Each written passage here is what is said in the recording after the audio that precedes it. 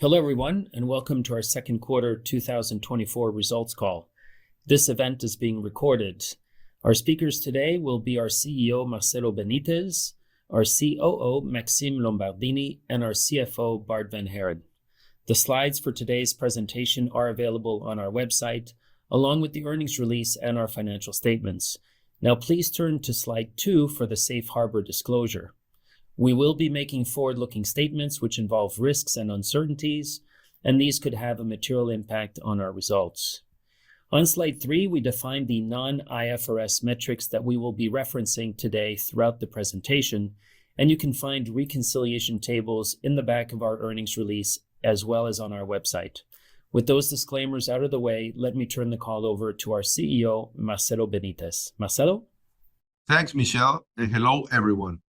Thanks for joining us to discuss the company's performance during the second quarter. This has been an outstanding quarter for us at Millicom. And before we begin, I want to express my heartfelt thanks to all the members of the Tigo team.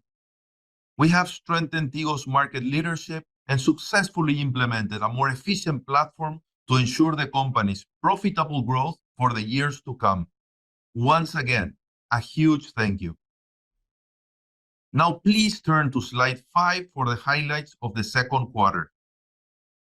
The key highlight this quarter is our equity free cash flow, which reached $268 million, and consistent with our current capital allocation priorities, we use this cash flow to reduce our net debt. So our leverage ended the quarter at 2.7 times, thanks also to the organic EBITDA growth of almost 20%, which is coming from continued growth in mobile and B2B business, and from the very significant efficiencies that we have unlocked over the past year. During this quarter, we've also made significant progress on several strategic projects that have the potential to greatly improve EFCF and return on capital across the group for the years to come. Bart will give you an update on some of these projects toward the end of today's presentation. Now let's review each of these highlights in more detail, beginning with our mobile business on next slide. For a second consecutive quarter, mobile service revenue grew 5% in Q2. This is just an acceleration compared to growth of just over 2% that we experienced during 2023. And there are 4 key drivers behind our stronger mobile growth this year. First, our network. We have invested in all our operations to enhance our mobile network capacity to support the growing demand of mobile data. This has enabled us to increase ARPU through carefully planned price increases, beginning with prepaid. Second, postpaid. We have continued to actively migrate our best prepaid customers to postpaid. This explains about half of our postpaid net adds, which have been consistently strong over the past year, as you can see on the chart on the left. Third, convergence. We continue to promote our convergence offerings, and this drives lower churn, higher ARPU, and better customer lifetime value. Fourth and finally, improved market dynamics in Panama and Guatemala. As many of you know, the telecom sector requires ongoing investments to keep up with the growing demands of our consumers. This ongoing need makes it challenging for small players to remain competitive over time, and has contributed to a global trend of consolidation into 2 or 3 leading players. Fully in line with this trend, you have seen our recent announcements in Colombia and Costa Rica. Please turn to the next slide to look at our home business. As most of you know, over the past year, we have prioritized profitability and cash flow over growth in this business. We have continued to charge installation fees, driving quality of our gross adds. We have implemented price increases across all markets, and we have begun a more return focus on our network expansion. These initiatives have led to strong ARPU improvement, and as you can see, the benefit to EBITDA and cash flow is very clear, especially in Colombia.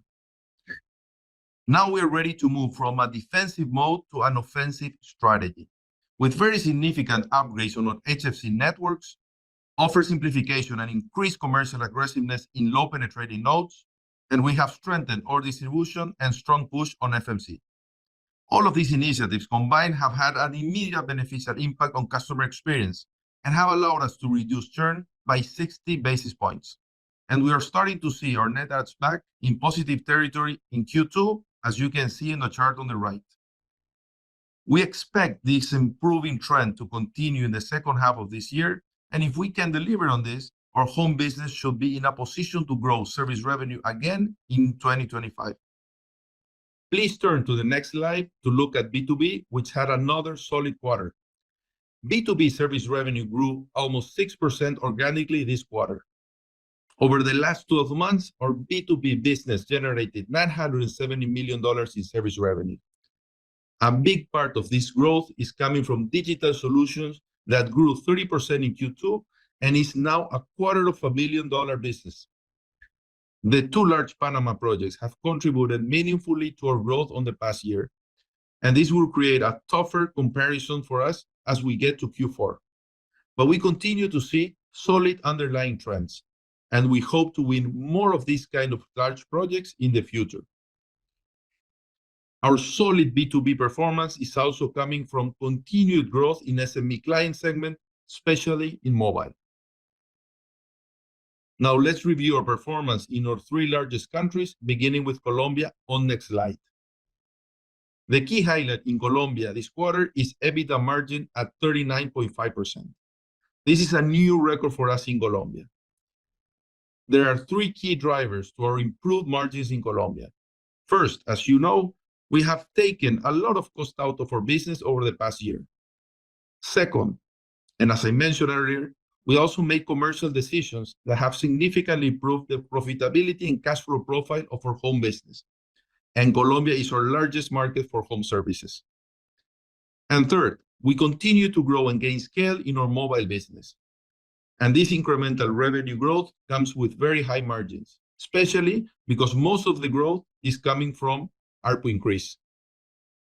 Let's take a quick look at our Q2 performance in Guatemala on the next slide. As you'll recall, our Guatemala business faces some intense competitive pressure over the past 2 years, and competition remains very intense in the market. That said, we have seen a bit more stability since the second half of last year. Let's not forget that we had 2 successful spectrum auctions last year. As a result, we now have spectrum parity, which has fostered a return to a more rational competitive environment. We saw signs of this beginning of Q1, and this improving trend continued in Q2, with service revenue accelerating to 3% from 2% in Q1. And the savings from our efficiency programs have allowed us to translate low single-digit revenue growth into high single-digit EBITDA growth. Now let's take a look at Panama on the next slide. The key highlight this quarter is our mobile service revenue growth, which accelerated to 14%. This is the fastest growth we've seen since the post-pandemic boom we've experienced when mobility restrictions were lifted. A big driver of this acceleration in Q2 was the consolidation of the market from 3 to 2 players, which contributed to our mobile customer growth this quarter.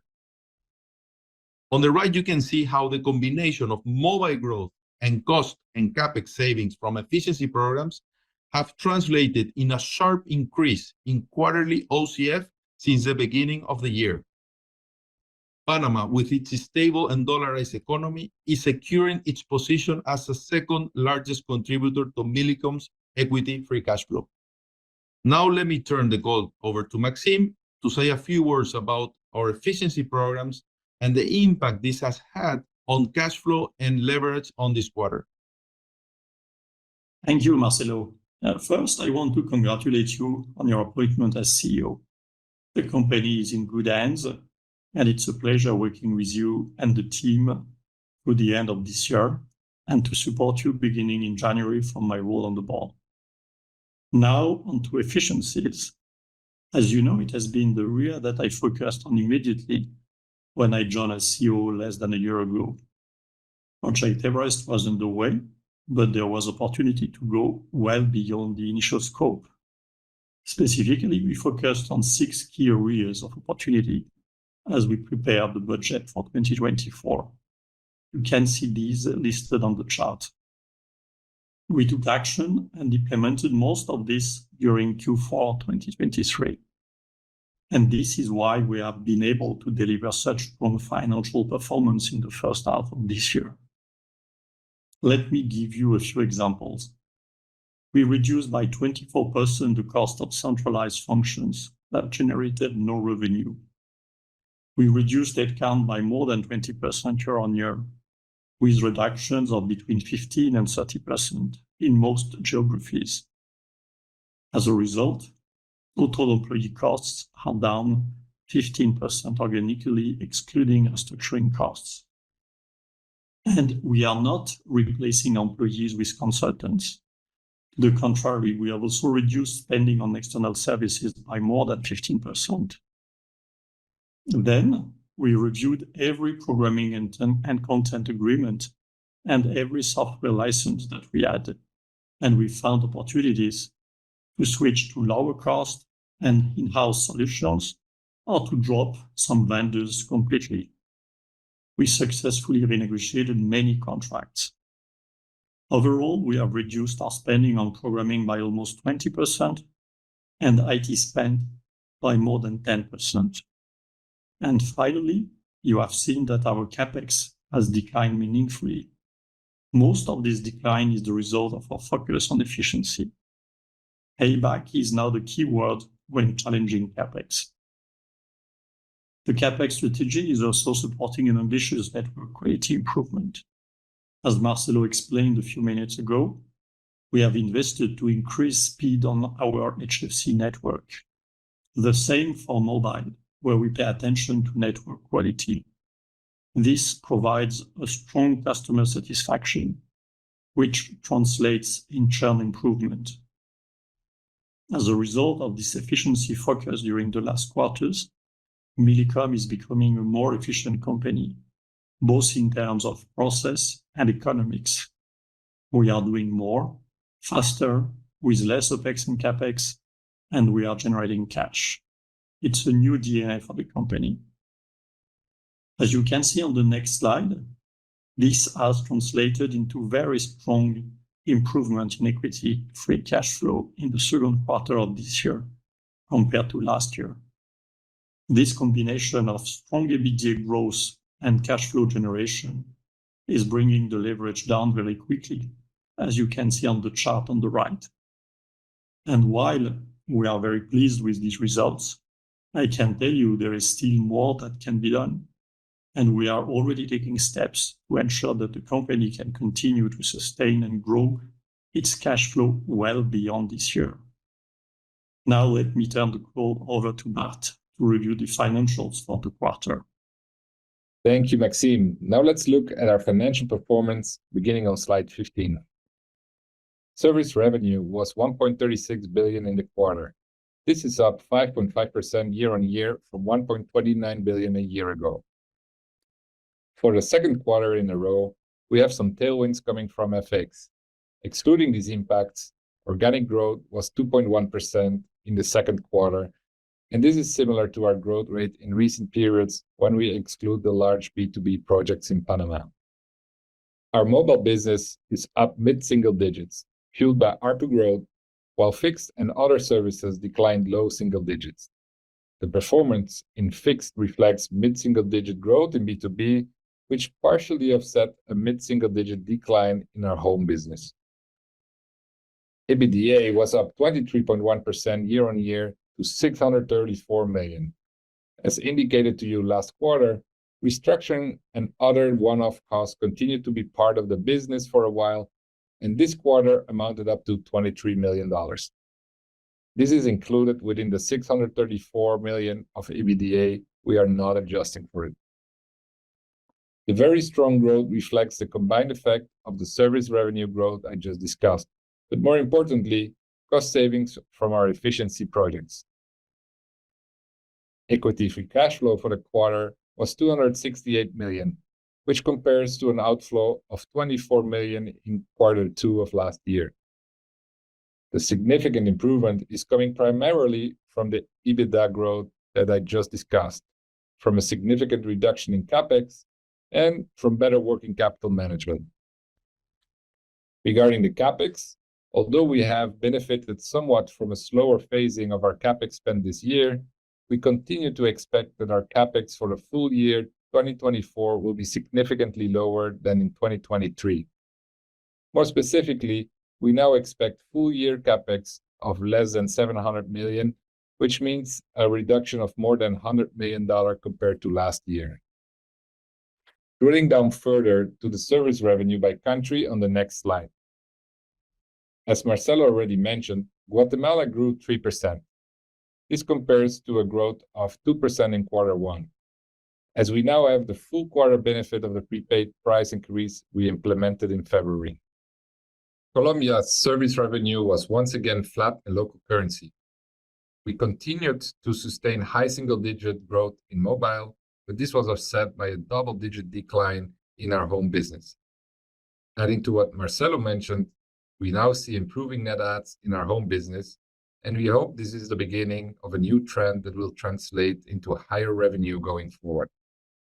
Panama's service revenue grew 6.3%, fueled by strong growth in B2B and mobile, where we benefited from a full quarter effect of consolidation in the mobile market. Marcelo mentioned this already. Bolivia's service revenue was flat, with growth in mobile and B2B offset by a decline in home, where we continue to invest prudently given the continued macroeconomic uncertainty in the country. Paraguay's service revenue grew 1.8% in local currency. You'll notice that growth has slowed down from 4% in Q1, but this is largely due to a very strong Q2 last year, when service revenue grew 9.6%, making this a high standard to match. Service revenue in our other segment, comprised of El Salvador, Nicaragua, and Costa Rica, increased 2.2% in dollars, as mid-single-digit growth in mobile and B2B more than offset a mid-single-digit decline in home.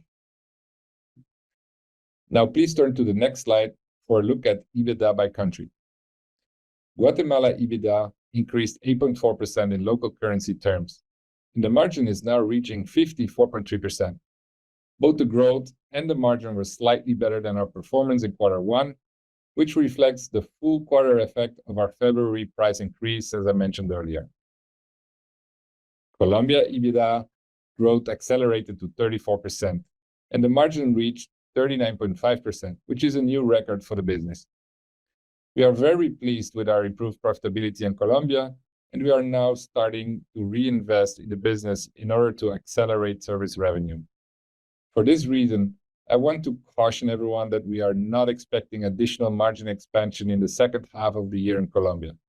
Regarding the possible acquisition of Telefónica Colombia, I would just say that nothing changes in the short term, as there is still a lengthy process ahead, which may or may not result in a transaction.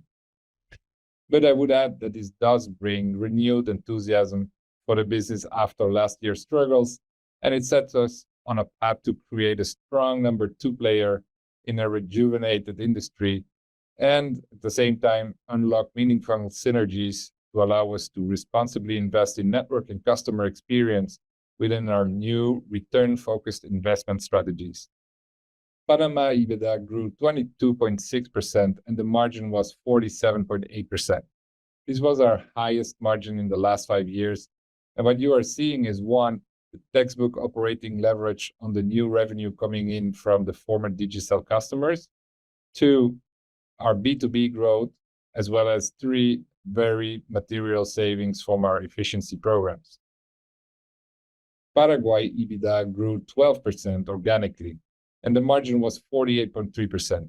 This is up almost 5 percentage points year on year and flat compared to Q1. Going forward, we will be closely watching the currency rate, which weakened 3% during Q2. Any further weakness would potentially pressure our margins, given that some costs such as programming and international bandwidth are denominated in US dollars. That said, as you may have seen, Moody's recently upgraded sovereign rating to investment grade, so hopefully this will help attract foreign investment into the country and help support or even strengthen the currency over time. Bolivia EBITDA increased 9.2% due to savings from efficiency projects and reduced commercial activity in home. The EBITDA margin increased more than 4 percentage points over the past year to 42.5%. We continue to prioritize profitability and cash flow over growth in Bolivia, given the very uncertain macro and political situation. A word of caution here is that although the business is performing very well, we are no longer able to access sufficient amount of US dollars to pay international vendors and continue to actively pursue conversion of US dollar contracts in local currency contracts. EBITDA in our other segments increased 14% in dollar terms, driven by revenue growth and cost reduction. EBITDA grew in all three countries in this segment. Now, please turn to slide 18 for a look at equity free cash flow. As we've already discussed, EBITDA for the quarter was $634 million. That's up $190 million from last year. Cash CapEx was $154 million. This was down $70 million versus last year. And Spectrum was $22 million. This was also down $26 million year on year. Changes in working capital and other was positive $60 million.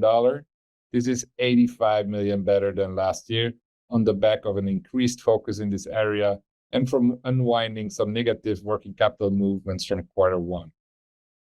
Taxes paid were $82 million, which is almost unchanged versus last year, and financial charges were $105 million. This is $4 million increase, largely due to higher commissions on US dollar purchases in Bolivia, as I just mentioned, but also currency impacts and anticipated interest on repurchased bonds. Lease payments were $90 million, an increase of $17 million due to the Colombia tower sale, for which we are now paying rent, and currency effects in Colombia, as well as annual inflation adjustments to our leases. Altogether, equity free cash flow was $268 million during the quarter.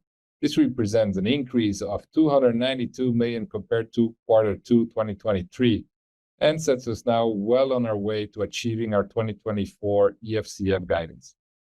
We used this cash flow to reduce our net debt, which declined by $325 million to $5.65 billion. And as Maxime already mentioned, this resulted in further acceleration of our deleveraging, with a Q2 leverage at 2.77, down from 3.1 at Q1 and 3.3 at the end of last year. In addition, you will be able to see in the appendix to this presentation that we have a very comfortable maturity schedule and a balanced credit profile, well aligned with our treasury policy objectives. Now, please turn to slide 19 to review our financial targets for 2024. You will recall that we recently raised our equity free cash flow target to above $600 million in 2024. And we are well on our way toward this target, given that one, a very strong target performance in Q2, and secondly, the fact that the second half is usually seasonally stronger than the first half. For avoidance of doubt, please do not use our Q2 equity free cash flow as the run rate going forward. We do have phasing of CapEx that will accelerate, seasonality effects, and several risk factors to take into account. This free cash flow generation, combined with strong EBITDA growth, has put leverage on track to end 2024 near our intermediate term target of 2.5. As a reminder, these targets exclude any cash proceeds and related costs and taxes from a potential tower transaction. Now, please turn to slide 20 for an update on some of the strategic projects that we have been working on. First, in Colombia, we announced on Wednesday that we signed a non-binding term sheet with Telefónica to acquire their stake in Coltel, their Colombian operation, for $400 million equity value. As part of the agreement, we also intend to offer to purchase the remaining 32.5% of Coltel owned by the government of Colombia, and we intend to offer to buy EPM's 50% stake in our own Colombian operation, altogether for a total of $1 billion equity value. This transaction would roughly double our size in Colombia and unlock significant synergies in line with comparable transactions, giving us the scale needed to compete and invest responsibly, return-focused, as we say, in the digital infrastructure that the country needs. Our non-binding agreement is just the first step of what we expect will be a lengthy process to negotiate and finalize long-form binding agreements as well as obtaining regulatory approvals. As I said earlier, we're enthusiastic about the potential to create a much stronger telecom operator that will help to rejuvenate the entire industry in Colombia. We expect to finance this investment with our equity cash flow generation, consistent with our long-range plan that was recently disclosed. Second, in Costa Rica, we announced yesterday that we have agreed to combine our operations with those of Liberty Latin America in a cashless merger. This transaction would create a clear number one fixed mobile operator in Costa Rica and give us the combined scale needed to accelerate fiber deployment in the country. We expect to own approximately 14% of the combined entity, with some variance for usual closing conditions expected to be in the second half of 2025. Third and finally, regarding our towers. Here as well, the status was disclosed to you a few weeks ago, and considering those negotiations on a majority of our tower portfolio are ongoing, we would want to avoid commenting further at this time. With this, I hand it over back to you, Marcelo, for some final comments before we take your questions. Thank you. Thanks, Bart. Before we take your questions, I'd like to share with you the key priorities I've laid out for the second half of this year. First, we must deliver on our 2024 targets. As you can see, we are well on our way, but there are still many risks that we have to navigate. Second, we need to execute on the strategic projects that Bart just talked about. Colombia and Costa Rica are the only two countries where we have not historically been able to grow our equity free cash flow, and these projects should help us change this. Third, and as Maxime mentioned it earlier, we are already taking steps to position the company to sustain and grow equity free cash flow in 2025 and beyond. Now, back to you, Michelle. Thanks, Marcelo.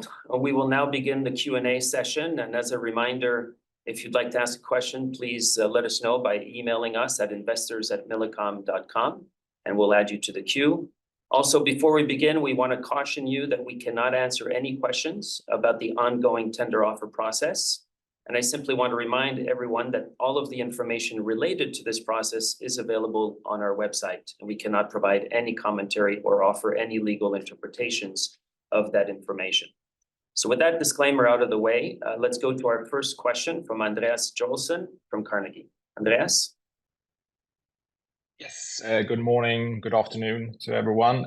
Two questions from my side. First of all, on the long-term plan that you revealed a couple of weeks ago, just curious to see where you see the further improvements from where we are now, so to say, from the 600 level, so to say, and up to the 2026 long-term target.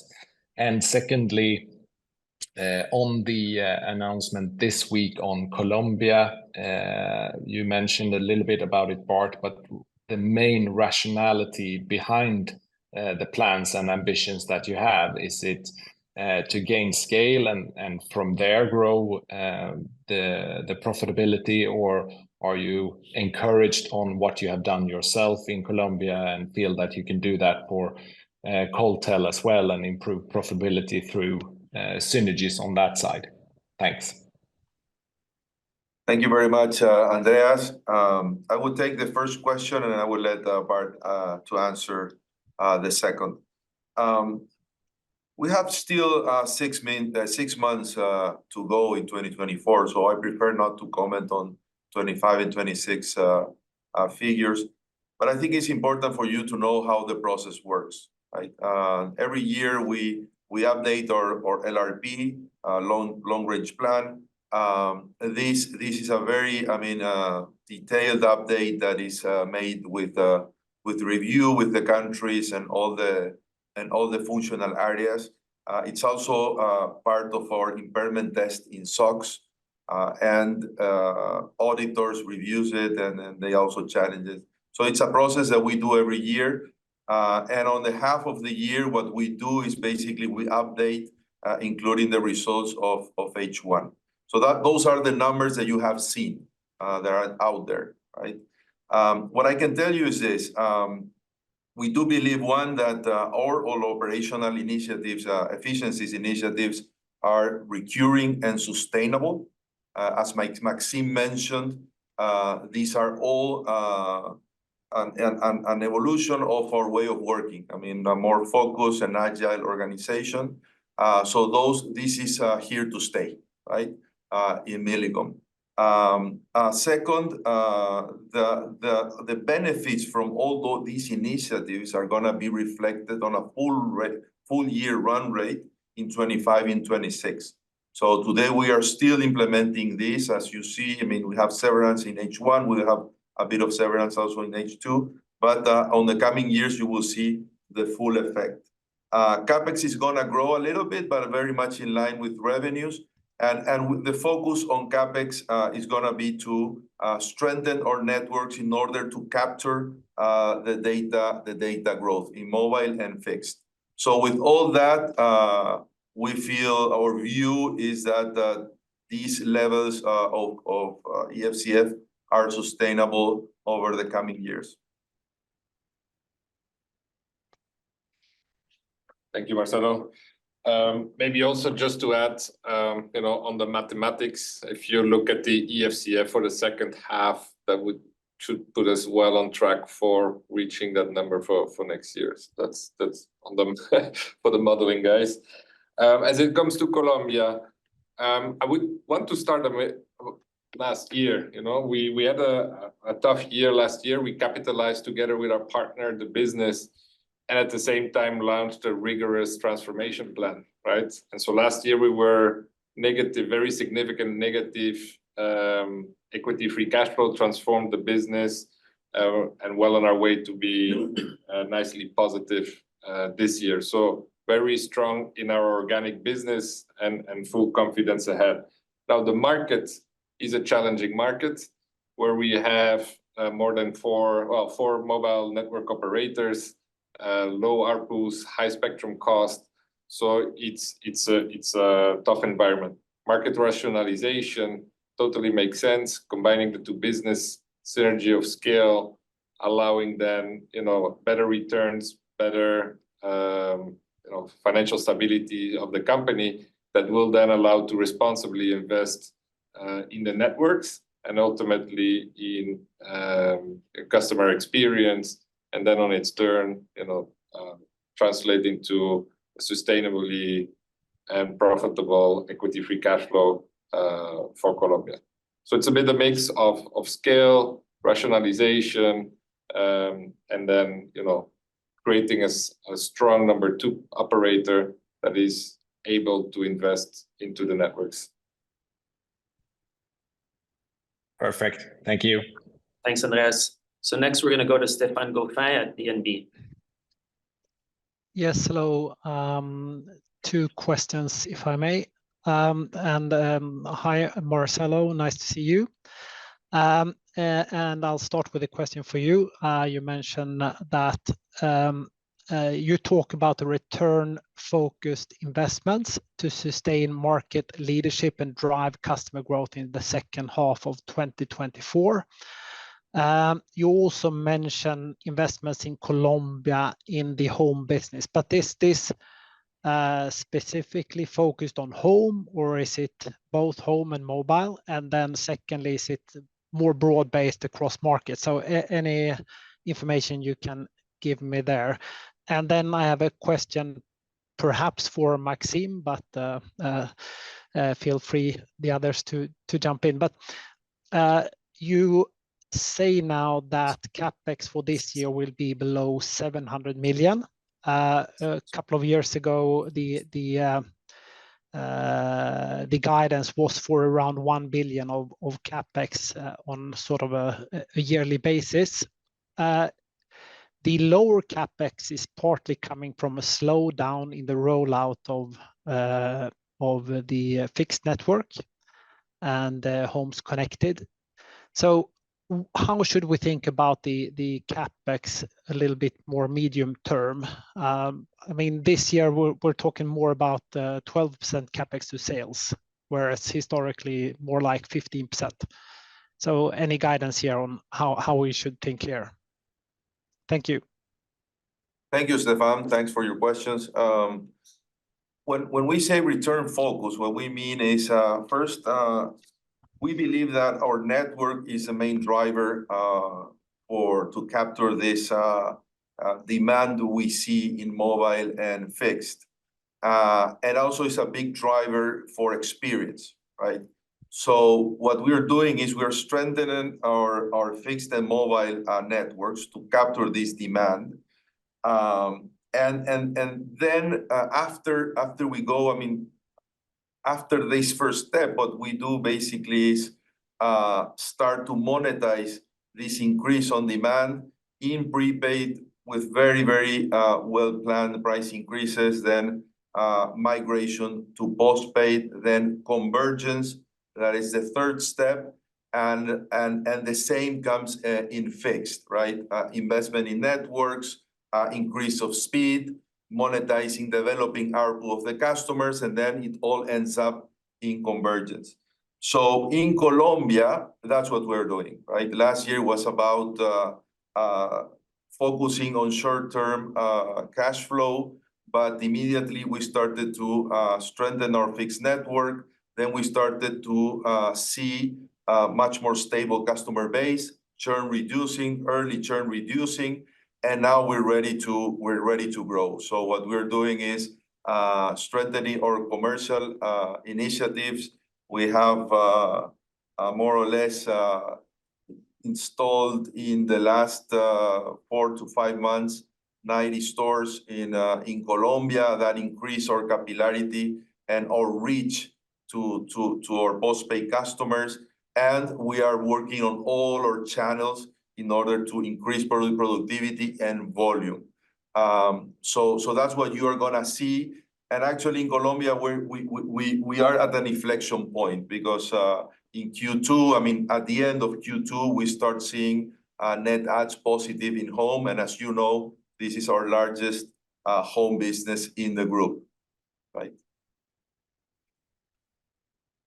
And then in terms of longer term CapEx, which I think was the other part of your question, Stefan, as you know, and as Maxime said, there's been a lot of focus on efficiencies, not just on OpEx, but as well as on CapEx. And that's what you're seeing reflected in our performance this year. We obviously haven't given longer term guidance, but, you know, as Maxime said, a lot of what we've been doing over the past year is, you know, sustainable and recurring in nature. Just to complement Stefan, on CapEx, we did something quite simple. On the home, we focused on HFC upgrade.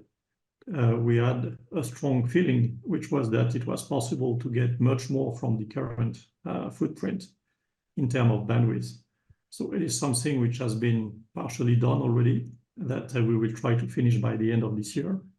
And it provides immediate strong return for the current customers in terms of churn, in terms of satisfaction, and in terms of acquisition. It is one of the explanations why the KPIs on home are strongly improving.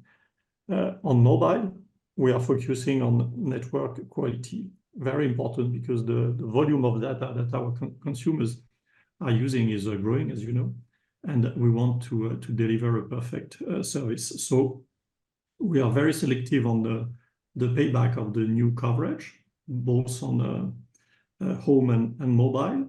And we are doing on home the FTTH on a very tactical way, not expanding everywhere, but really going where we have a need, because we have customers with a high ARPU, or because there is, I would say, green fields where we have strong opportunities.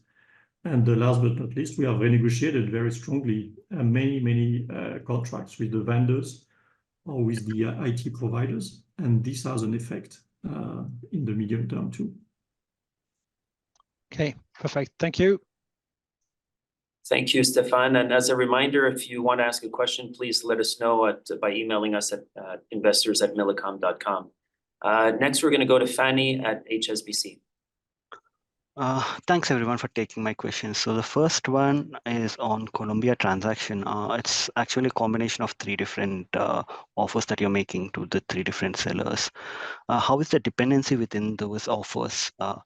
That is, if the transaction with Telefonica doesn't go through, would you still offer to buy out the minority stake in EPM, or what's the dependency that you're seeing within these transactions?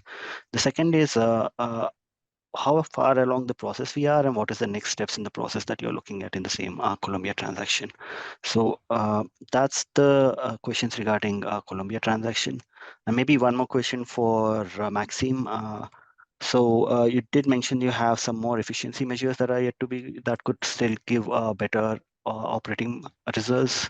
Could you mention what are the additional efficiency measures that could improve margins going forward? Thank you. Thank you, Fanny. I think I'll take the first question. So we are early in the process, right? So we have a non-binding agreement with Telefonica on their majority stake in Coltel, and we engaged to offer to La Nación and to EPM to buy out their minority positions in Coltel and then in our UNE operation that we jointly own. In terms of dependencies,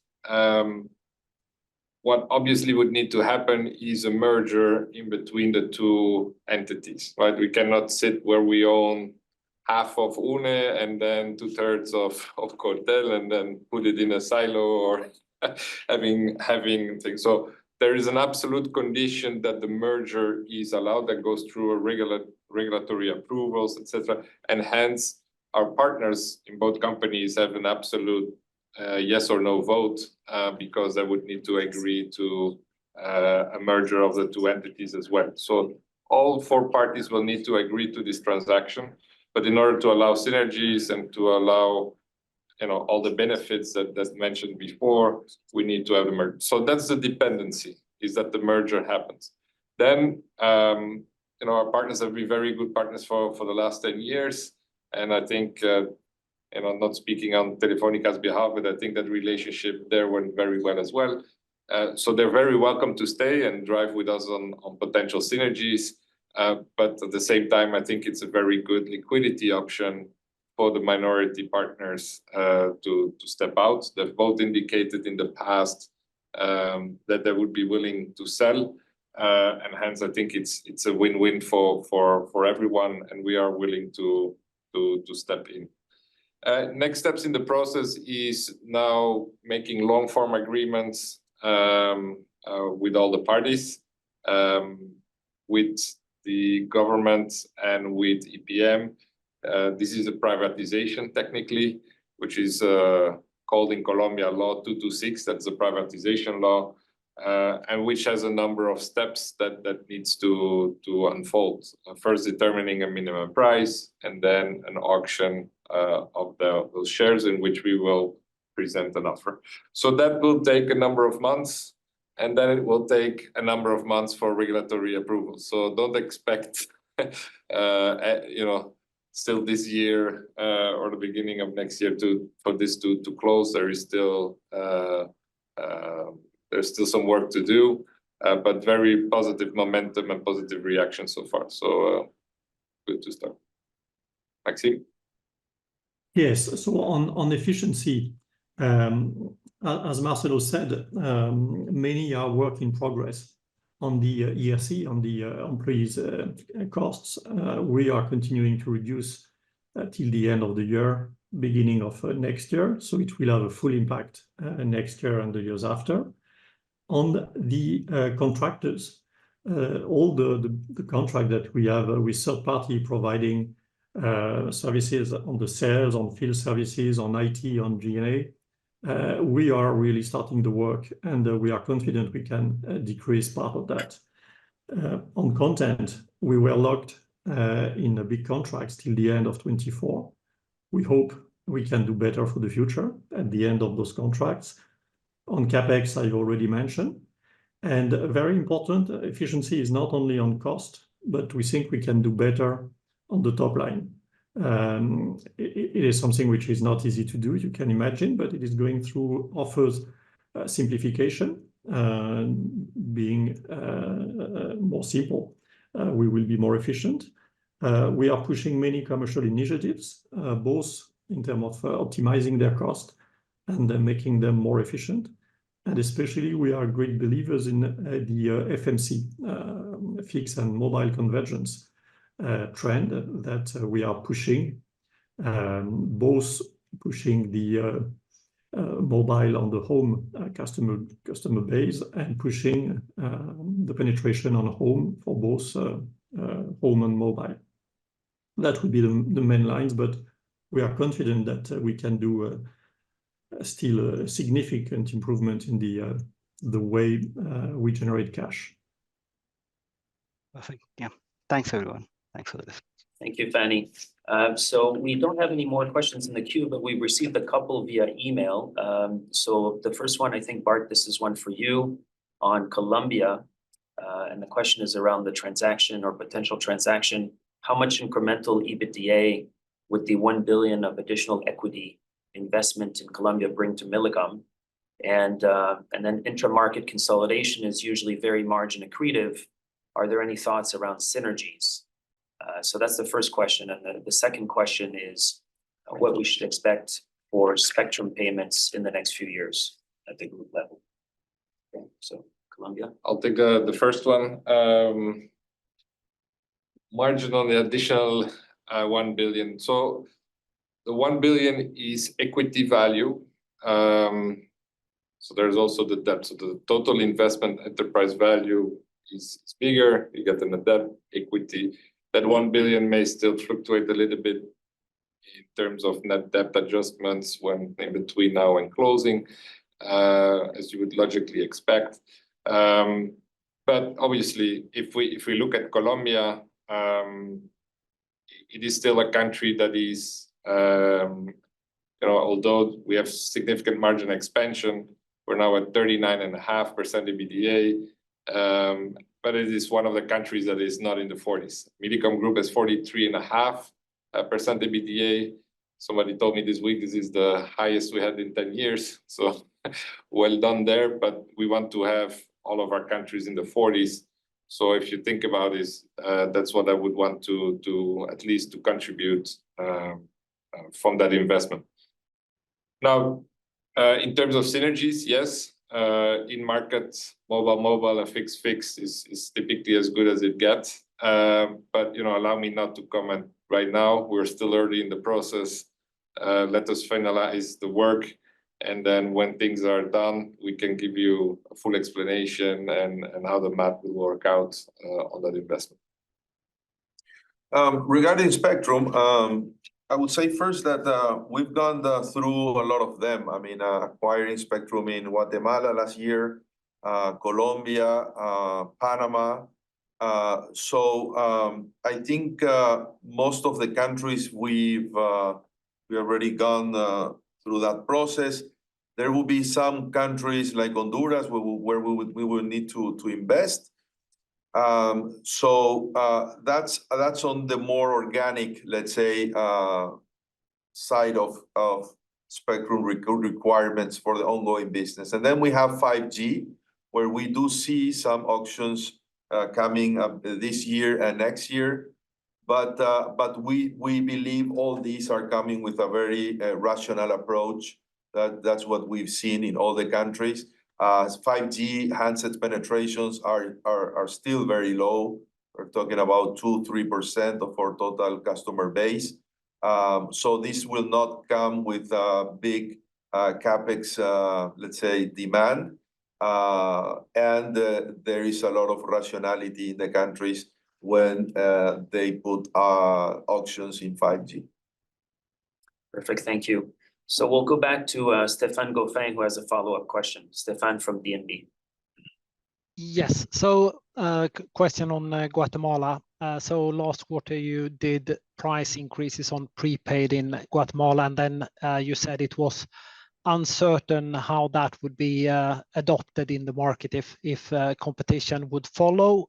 So this quarter we did see the benefit on service revenue, but we also saw that you lost a meaningful number of subscribers in that market. So how are you seeing the progress in that market? How has competition responded? Are you seeing them following in terms of price increases? Thank you. Thanks, Stefan. No, there is, as I said, there is a more rational market in Guatemala, as you can see. As a result of that, we've increased from 2% to 3% revenue growth.